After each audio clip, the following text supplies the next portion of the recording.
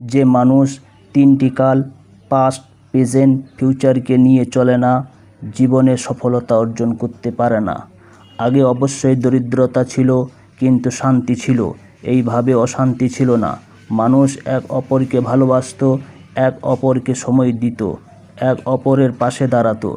এখনকার মানুষ স্বার্থ ছাড়া কিছু বুঝে না। যেখানে স্বার্থ, সেখানে মানুষ রূপে একটি পুতুল দাঁড়িয়ে যায়। পৃথিবীটা স্বার্থে ভরে গেছে। কেউ কারো সহযোগিতা বা হেল্প করতে চায় না। তাই আমাদের মাঝ থেকে ভালোবাসা, শান্তি, সহানুভূতি, রেসপেক্ট উঠে যাচ্ছে। আপনি কি ভালো মানুষ যদি হন, তাহলে মিলিয়ে নিন। আল্লাহর নবী সাল্লাল্লাহু আলাইহি ওয়াসাল্লাম বলেছেন, খায়রুন নাস মান ইয়ানফাউন নাস, the best among mankind is who brings benefit to others. তোমাদের মধ্যে সেই ব্যক্তি উত্তম যার দ্বারা মানুষ উপকৃত হয়।